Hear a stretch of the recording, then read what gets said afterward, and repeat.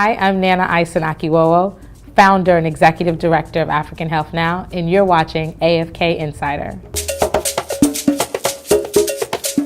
So currently, African Health Now is working on a few initiatives, one of which is our upcoming December health fair.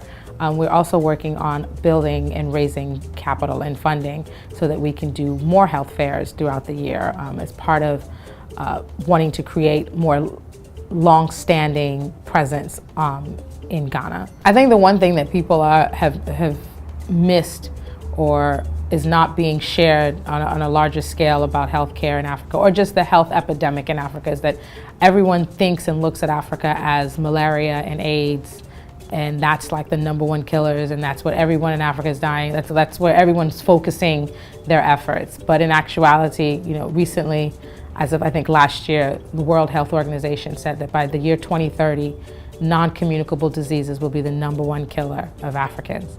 And so that speaks on various levels. The Africans as a whole have changed, and now issues that never plagued us or weren't a concern are now bigger concerns for us. Diabetes, hypertension, cancer. Those issues are now our issues, the same way that they're issues for African Americans here in the States. And the information and accessibility that's not being shared because everyone's focused on malaria. When I go to Ghana, there's a billboard everywhere you go about malaria nets. There's, AIDS, malaria nets, AIDS, malaria nets, AIDS, malaria nets. And you're like, well, that lady has breast cancer and you don't have any place for her to go get a mammogram.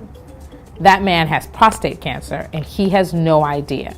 They have hypertension, they are, and so those issues are what's plaguing the continent, and that's what's not being talked about. And I think that's one of the misleading things about the continent, is that people just look at it and see famine, AIDS, malaria, when in fact the tides are changing.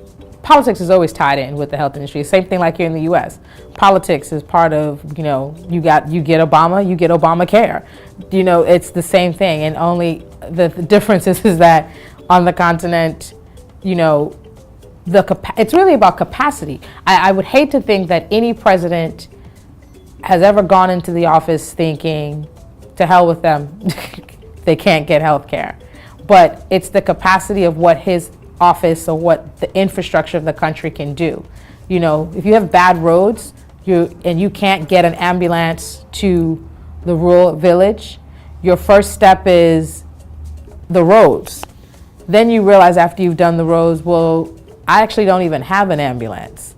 So I got to get an ambulance. So it's like, who comes first? Do I get the ambulance before I get the road? When I get the ambulance and the road, if I don't have anyone to drive it, if I haven't trained these people in emergency care, how to provide proper emergency care. If I don't have the right nurses, that whole thing is who comes first. That's what the big concern is lack of infrastructure and not having the capacity to do it all at the same time. You work collaboratively, and someone's working on roads, someone's figuring out the emergency care system, someone's building a hospital, someone's staffing the hospital, someone's paying the staff at the hospital, and it doesn't all fall on the government because our governments are not strong enough to do it. They don't have the capacity.